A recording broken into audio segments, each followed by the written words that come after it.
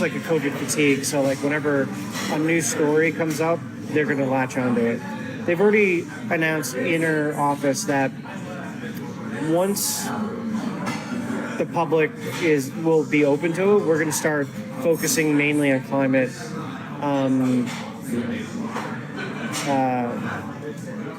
like global warming, and like that's going to be our next like I don't know, like what's the word I'm looking for? It's going to be our focus. Like our focus was to get Trump out of office, right? Without saying it, that's what it was, right? So our next thing is going to be for climate change awareness.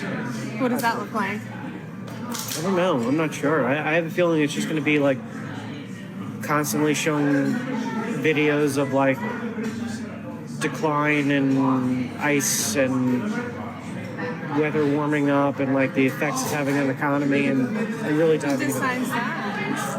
The head of the network, like just who's that? Is that Zucker? Zucker, yeah. I imagine that he's got his council and they've all like discussed like where they think so that's like the next pandemic like story like that will be to death. But that one's got longevity. You know what I mean? It's not like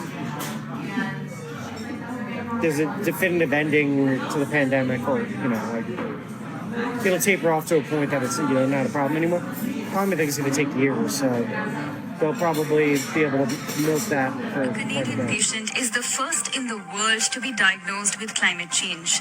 A senior citizen from Nelson in British Columbia suffered from breathing trouble and was said to be suffering due to the effects of climate change.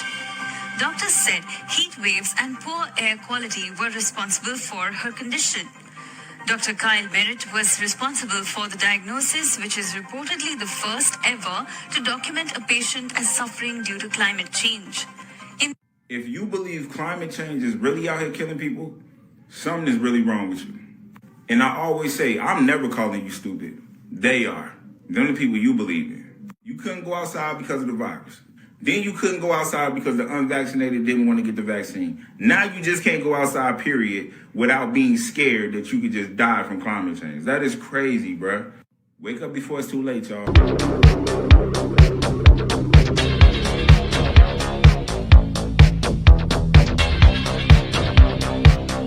Administration's ambitious plan to address the existential threat of our time, climate change. Folks, we're in a crisis. Just like we need to be a unified nation in response to COVID-19, we need a unified national response to climate change. So at the end of 2021, I had a hypothesis, and that was that to step it up from lockdowns, it must probably go to blackouts. I thought that because, of course, United Nations Agenda 21, 2030, the Great Reset, stipulates climate change as the primary motivation for global governance for a new world order. So that was 6 months ago. You can see the pinned video in this profile as proof. Now, of course, a few weeks ago, they said that there will be power outages and blackouts across America and indeed across a lot of the world. Isn't that interesting? So what's the purpose of blackouts? Well, firstly, it's about creating a sense of trauma, right? Psychological pressure, just as lockdowns do. Blackouts essentially cause fear and panic, and in that process, you're more malleable and you can be readapted and reconditioned. And centralization of resources and energy use going away from the old grid. That's why they've let the old grid die. One of the giants in the history of the philosophy of science, Karl Popper, once famously observed that a theory that explains everything explains nothing.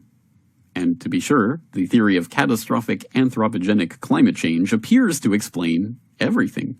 After all, we all know that climate change makes for shorter winters, except for when it makes for harsher winters. And climate change means less snow, except for when climate change means more snow. And climate change causes droughts in California and floods in Texas and Oklahoma, and generally makes wet places wetter and dry places drier, except when it makes wet places drier and dry places wetter. And climate change causes more hurricanes at the same time as it causes less hurricanes. Climate change causes more rain but less water, and less rain but more water. Climate change decreases the spread of malaria at the same time as it increases the spread of malaria. Do I need to go on? And the global warming alarm is dressed up as science, but it's not science. It's propaganda. There's no direct evidence which links 20th century global warming to anthropogenic greenhouse gases. We're just being told lies. That's what it comes down to. You can't say that CO2 will drive climate. It certainly never did in the past. If the CO2 increases in the atmosphere as a greenhouse gas, then the temperature will go up. But the ice core record shows exactly the opposite. So the fundamental assumption, the most fundamental assumption of the whole theory of climate change due to humans is shown to be wrong. The whole thing stinks. He's the CEO of the Weather Channel now. I was the founder of the Weather Channel, not the co-founder. And I'm glad you did, because I am addicted to the Weather Channel. I watch a lot of cable news. Now, hold on just a minute, I'm not done. And CNN has taken a very strong position on global warming that it is a consensus. Well, there is no consensus in science. Science isn't a vote. Science is about facts.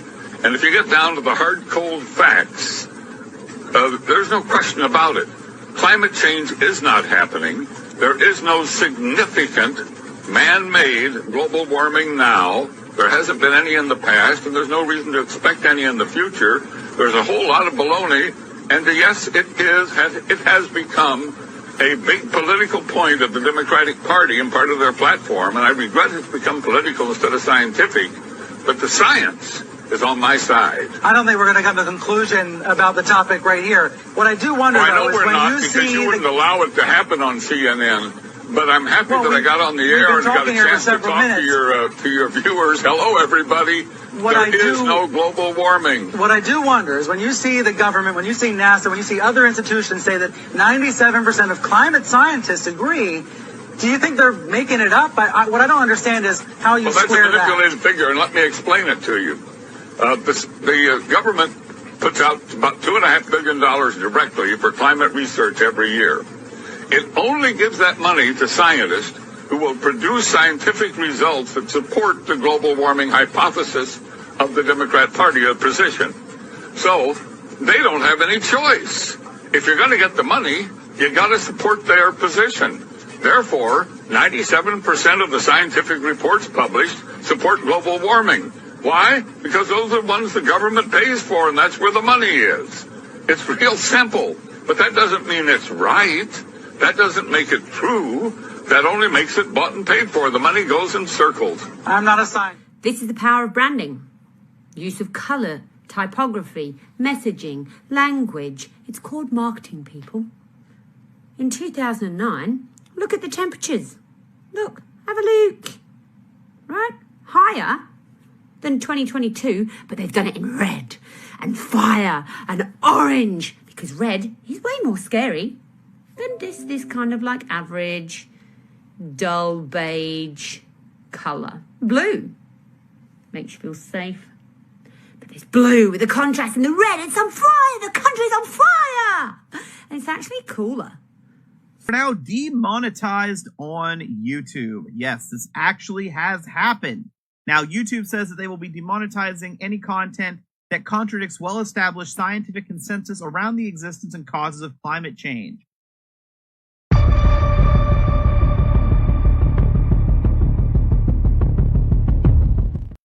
Climate crisis. We only have a few months left. I love that you support the Green Deal, but it's not getting rid of fossil fuel. It's not going to solve the problem fast enough. A Swedish professor saying, we can eat dead people, but that's not fast enough. So I think your next campaign slogan has to be this: we got to start eating babies. We don't have enough time. There's too much CO2. All of you, you're a pollutant. Too much CO2. We have to start now, please. So we have to get rid of the babies. That's a big problem. Just stopping having babies is not enough. We need to eat the babies. And this is very serious. Please give a response. Thank you. No, thank you. Sustainable development is the philosophy designed to bring human beings across the globe under the full control of a narrow human elite. It's a 40-chapter document to basically control the world. It's based entirely on socialist control mechanisms. These objectives include an end to national sovereignty, the abolition of private property, the restructure of the family unit, and increasing limitations and restrictions on mobility and individual opportunity. The billions of dollars invested in climate science means there is a huge constituency of people dependent upon those dollars. And they will want to see that carry forward. It happens in any bureaucracy. Anybody who stands up and says, hey, wait a minute, let's look at this coolly and rationally and carefully and see actually how much merit, how much this stands up, they will be ostracized. These days, if you are skeptical about the litany around climate change, you're suddenly like as if you're a Holocaust denier. The theory of man-made global warming is now so firmly entrenched, the voices of opposition so effectively silenced, it seems invincible, untroubled by any contrary evidence, no matter how strong. The global warming alarm is now beyond reason. There will still be people who believe that this is the end of the world.